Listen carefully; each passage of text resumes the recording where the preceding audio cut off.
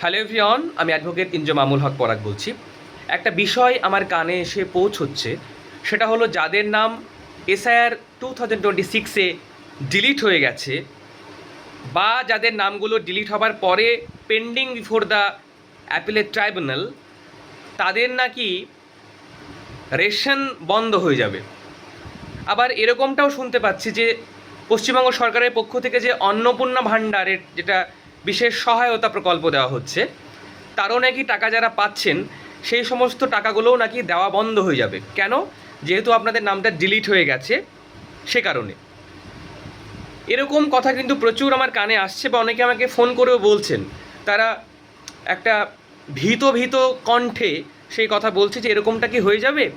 এক্ষেত্রে আমি একটা কথা বলে রাখি, এরকম কিন্তু কোনো বিষয়, কোনো নোটিফিকেশান, কোনো রুলস, কোনো রেগুলেশন, কোনো নোটিফিকেশান কিচ্ছু কিন্তু নেই যে আপনাদের ভোটের নামটা ডিলিট হয়ে গেছে তার জন্য আপনাদের এই সমস্ত প্রকল্পগুলির টাকা বা যাদের আপনারা রেশন পাচ্ছিলেন সে রেশন বন্ধ হয়ে যাবে।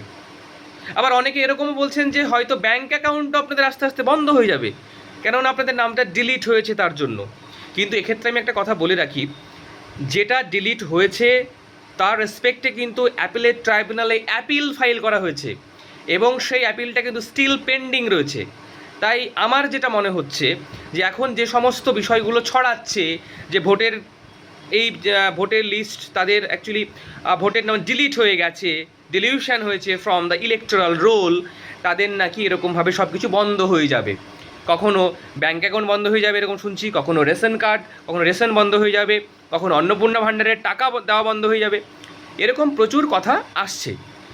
তো আমি এটাই বললাম যে দেখুন, এরকম কিন্তু কোনো রুলস, রেগুলেশন, নোটিফিকেশান কিন্তু কিছু নেই যে আপনার নাম ডিলিট হয়ে যাওয়ার জন্য আপনার এই সমস্ত প্রকল্পের সুবিধাগুলো থেকে আপনি বঞ্চিত হবেন।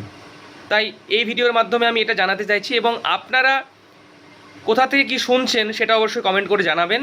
এবং যদি এরকমটা হয়ে থাকে যে আপনার নামটা যেহেতু ডিলিট হয়ে গেছে তার জন্য আপনার রেশন বা আপনাদের ব্যাঙ্ক অ্যাকাউন্ট বন্ধ হয়ে গেছে, যদি এরকম কোনো তথ্য থেকে থাকে সেটাও কিন্তু অবশ্যই আমাকে কমেন্ট করে জানাবেন।